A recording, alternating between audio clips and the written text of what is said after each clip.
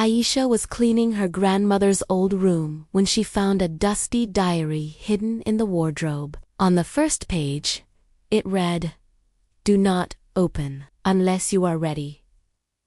D." The warning and turned the page. The words shocked her.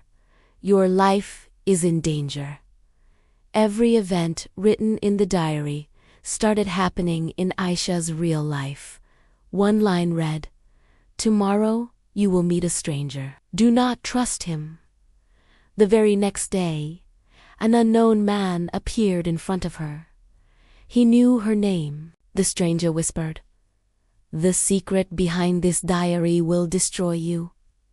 Ayesha froze. She had not yet seen the last page of the diary. A folded letter slipped out from the middle of the diary. It said, "Whoever reads this diary will suffer the same fate as me."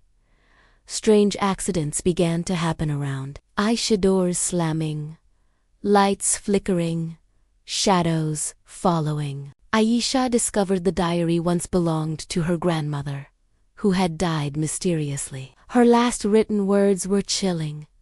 "The next victim will always find this diary." Ayesha realized there was only one way to end it. Burn the diary. She lit a match, but the diary snapped shut on its own. It refused to burn. Finally, she managed to throw the diary into the fire. The pages turned black, the flames swallowed it whole. But just before it turned to ash, the last line appeared in glowing letters. "Now the curse lives inside you." The screen fades to black. My heart was pounding, a nervous drum against my ribs. Grandma's old room always gave me the creeps, filled with the scent of mothballs and forgotten memories. While cleaning out her dusty wardrobe, my fingers brushed against something hard, hidden beneath a pile of old shawls. It was a small, leather-bound diary, its cover cracked with age. A single line was scrawled on the first page in faded, elegant handwriting. "Do not open unless you are ready." Ready for what? A shiver traced its way down my spine. Common sense screamed at me to put it back, to leave the past undisturbed. But a stronger force, a relentless curiosity, took hold. My hands trembled as I ignored the warning, my fingers tracing the brittle edges of the page before turning it. The air in the room grew heavy, and a strange, cold draft swept through, making the hairs on my arms stand on end. What could be so terrible inside a simple diary? The next page wasn't filled with teenage crushes or daily complaints. It was a single, chilling drawing. A shadowy figure with long, grasping fingers loomed over a sleeping child. Below it, the same handwriting, but this time more frantic, more desperate. "It sees me in my dreams. It whispers my name when I'm alone. I invited it in, and now it won't leave." My blood ran cold. Invited it in. How? By doing what I had just done. A floorboard creaked behind me, and I spun around, my breath catching in my throat. The room was empty, but I couldn't shake the feeling that I was no longer alone. What would you do in this situation? Would you keep reading, or would you slam the book shut and run? Let me know in the comments below. Ignoring the growing dread in the pit of my stomach, I turned another page. This entry was different. It was a list of names, dates, and a single word next to each. Gone. My own grandmother's name, Evelyn, was on the list, dated decades ago. Below it, more names, more recent ones. Neighbors who had moved away suddenly, friends of the family I hadn't heard from in years. All of them gone. Was this diary a record of their disappearance? Was this thing my grandmother wrote about responsible? The room felt like it was closing in on me.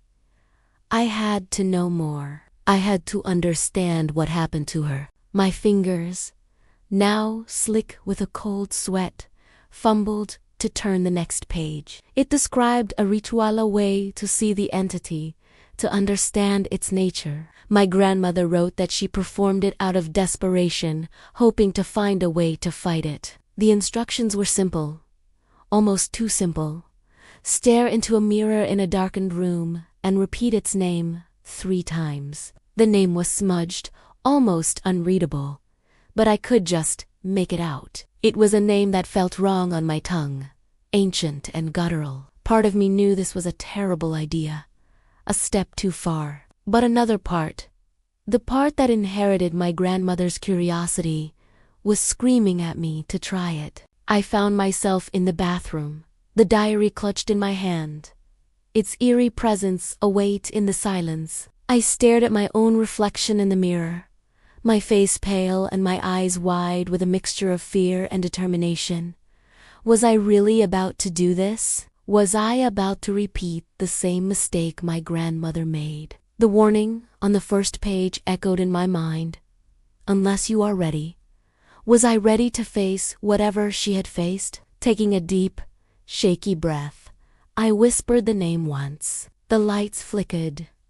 I said it again, louder this time. A cold spot formed on the back of my neck. Just as I was about to say it the 3rd time, a loud bang echoed from downstairs, making me jump and cry out. It sounded like the front door had been thrown open. My heart hammered against my chest.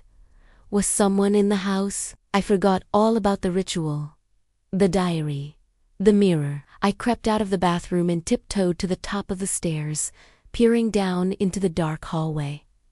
Nothing. The door was closed. The house was silent again, except for the frantic thumping of my own pulse. Was it just the wind? Or was something toying with me, trying to stop me? I returned to the bathroom, my resolve hardened by the interruption. I wouldn't be scared off.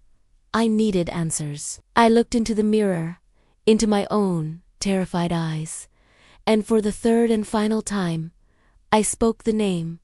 For a moment, nothing happened. A wave of anticlimactic relief washed over me. It was all just stories, the ramblings of an old woman. But then, my reflection began to change. My eyes in the mirror darkened into empty pits, and my mouth stretched into a wide, unnatural smile. It wasn't my reflection anymore. It was something else, looking back at me from my own face. It spoke, and its voice was a dry, rattling whisper that came from my own throat but wasn't my own. You were warned, it hissed, its smile widening.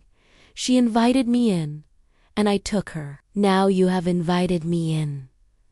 The face in the mirror contorted, the smile turning into a silent scream, as a shadowy figure from the drawing began to emerge from behind my reflection, its long fingers reaching out, not for me, but through the glass, toward the real world, my world. I stumbled back, dropping the diary, its pages fluttering open to the last entry I hadn't read. I scrambled to pick it up, my hands shaking so violently I could barely focus on the words. The final entry wasn't from my grandmother. The handwriting was jagged, barely legible, written by someone else who had found the diary. She didn't die, it read. She became its vessel. The curse isn't in the book. The curse is passed on to whoever reads it to the end. I looked up from the page, my eyes drawn back to the mirror. My reflection was normal again. The figure was gone. The room was silent, but the cold was no longer in the room.